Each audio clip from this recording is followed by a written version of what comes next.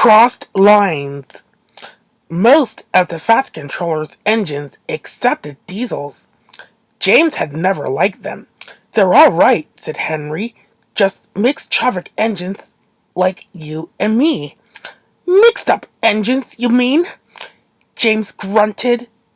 "With windows at each end, how can they know if they're coming or going?" "Toby has two cabs," remarked Duck, "and he gets on all right." "Toby's just a little engine," scoffed James. "If an important engine like me didn't know which way to turn, what would the railway come to?" All the engines agreed that James was becoming much too puffed up in his smoke box. "Making out he's royalty or something," grumbled Henry, "is disgusting." "Oh, I knew an engine called King James," remarked Duck. "In the old days at Paddington, King James I, he was, but he didn't swank about like that." "Ugh, didn't be telling James that," pleaded Donald. "It's even mad of a mystery he'll be making olives." "Exactly," agreed Henry. "But who's going to trim his wheels for him?" The engines tried all sorts of ideas, but nothing worked. James grew so conceited that the others were glad when he was away. Even the coaches twittered anxiously to each other if they thought he was going to pull them.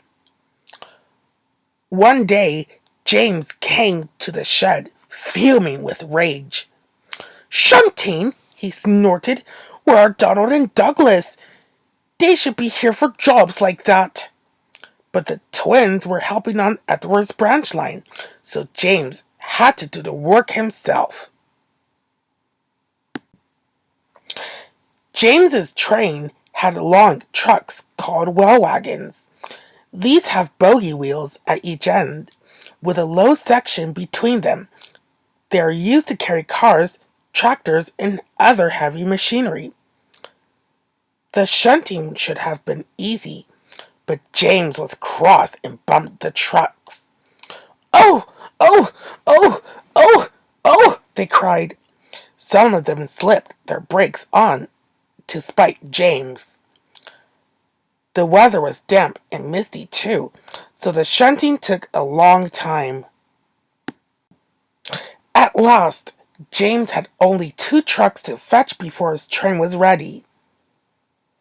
Because of the mist, the signalman sometimes found it hard to see what was happening. James's driver told him that James would whistle when they had collected all the trucks and were clear of the points. They had almost finished when suddenly James heard a sharp "peep peep" from another engine close by. The signalman heard it too and thought it was James saying he was ready. He pulled a lever, setting the points for the main line. But James wasn't ready. The points changed when one of the trucks was halfway over them. One bogie went the right way, but the other was diverted towards the main line. Before James realized it, the truck was traveling sideways between the 2 lines. A signal stood right in his path. "Stop!" squealed the truck, but it was too late. The signal toppled to the ground with a crash, just missing James. "That's torn it," said James's driver. "The Fat Controller won't like that." He didn't. He spoke severely about it. Because the signal was important and its loss was inconvenient.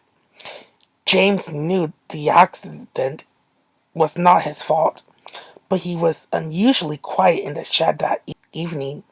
The others were relieved. "I suppose it must be difficult to know which way to go when you've got 2 cabs," whispered a voice. "But to go 2 ways at once with only one cab. That really is something. James pretended he hadn't heard.